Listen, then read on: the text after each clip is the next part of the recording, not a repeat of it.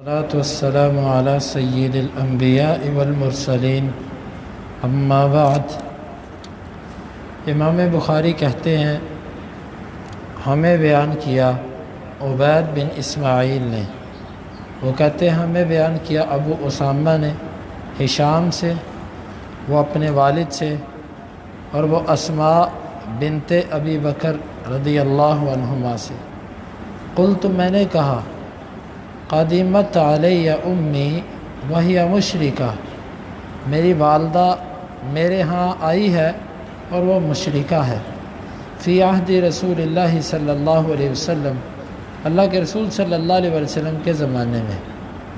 فاستفتیت رسول اللہ صلی اللہ علیہ وسلم، میں نے اللہ کے رسول صلی اللہ علیہ وسلم سے فتویٰ طلب کیا۔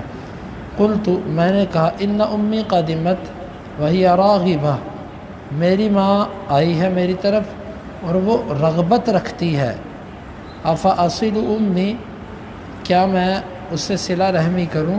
قال نعم، صلی امکی، ہاں تو اپنی ماں سے صلہ رحمی کر۔ اسماء رضی اللہ عنہ یہ زبیر بن عوام کی بیوی تھی، اور عبداللہ بن زبیر معروف صحابی ان کی والدہ،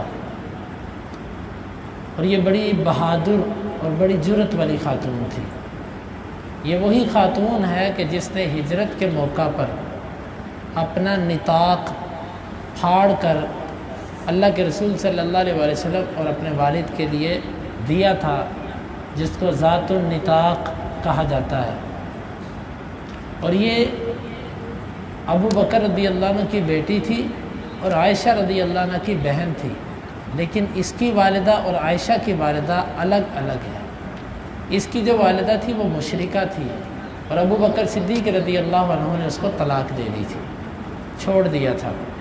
اور جو عائشہ رضی اللہ عنہ کی والدہ تھی وہ بڑی مومنہ عورت تھی، تو لیکن باپ ایک ہونے کی وجہ سے یہ دونوں بہنیں تھیں۔ تو یہ وہ اللہ کے رسول صلی اللہ علیہ وسلم کے پاس آئی، جب ہجرت کر کے مدینے آ گئیں تو ان کی والدہ مکے رہی، مکہ سے وہ اپنی بیٹی کو ملنے کے لیے آئی، تو اس نے کہا کہ میں تو آپ کو نہیں اندر آنے دوں گی، نہ میں تیرے سے ملاقات کروں گی جب تک میں اللہ کے رسول صلی اللہ علیہ وسلم سے پوچھ نہ لوں کہ تیرے ساتھ میرا ملاقات کرنا کیسا ہے۔ اللہ کے رسول صلی اللہ علیہ وسلم کے پاس یہ آئیں، آ کر فتویٰ طلب کیا۔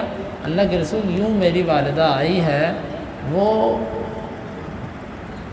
میرے سے محبت بھی رکھتی ہے اور وہ رغبت بھی رکھتی ہے، اور وہ آئی ہے، کیا میں اس سے صلہ رحمی کروں؟ آپ نے فرمایا ہاں تو اس سے صلہ رحمی کر۔ یہاں سے امام بخاری رحمہ اللہ استدلال کر رہے ہیں کہ ان کی والدہ مشرکہ تھی، لیکن ان لوگوں میں شامل نہیں تھی کہ جنہوں نے اسلام والوں کو اذیت دی ہو یا اسلام والوں سے جنگ کی ہو، تو اس سے صلہ رحمی کرنے کا اللہ کے رسول صلی اللہ علیہ وسلم نے حکم دیا۔ لہذا آج بھی اگر کوئی ایسا مشرک موجود ہے جو مسلمانوں سے بغض نہیں رکھتا، اسلام کے خلاف اس کے کچھ سرگرمیاں نہیں ہیں، اور اس کے ساتھ وہ کسی مسلمان سے صلہ رحمی چاہتا ہے، تو مسلمان اس سے صلہ رحمی کرے گا، محض مشرک ہونے کی بنا پر اس کے لیے نفرت، یعنی کہ صلہ رحمی سے بھی محروم اس کو نہیں کیا جائے گا۔ یہ ہے امام بخاری کا استدلال۔ اب آپ اندازہ کیجئے کہ صحابہ کرام کیسے لوگ تھے، کیسے لوگ تھے۔ آج کئی ناعاقبت اندیش بغیر سوچے سمجھے اپنی زبانیں طعن صحابہ کرام پہ دراز کرتے ہیں۔ کمزوریاں کس میں نہیں ہیں؟ انبیاء کی ذات کے سوا کوئی ایسی ہستی نہیں کہ جس سے کوتاہیاں نہ ہوئی ہوں اور باقی رہی نہ ہوں۔ کوتاہیاں ہوتی تھی اور رہ جاتی تھی۔ یہ صحابہ کرام کی ہستیاں ایسی تھیں کہ جو اللہ کے رسول صلی اللہ علیہ وسلم کی محبت پر کسی چیز کو قربان کرنے کے لیے تیار ہو جاتے تھے، کوئی بھی چیز ہوتی اس کو قربان کر دیتے۔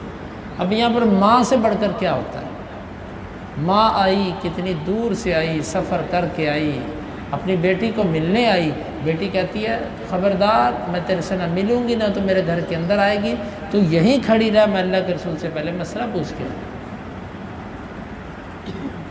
یہ تھے وہ ایمان والے لوگ کہ جو اپنے ایمان پر اپنے ماں باپ جیسی محبت کو بھی قربان کر دیا کرتے تھے، اپنے رشتہ داریوں کو بھی قربان کر دیا کرتے تھے۔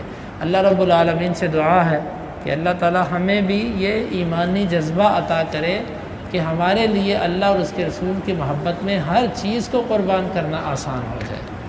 اللہ تعالیٰ اس پر عمل کی توفیق عطا فرمائے۔ اللہم انفعنا بما علمتنا وعلمنا ما ينفعنا وزدنا علما وآخر دعوانا ان الحمد للہ رب العالمین۔ حدیث نمبر 2620۔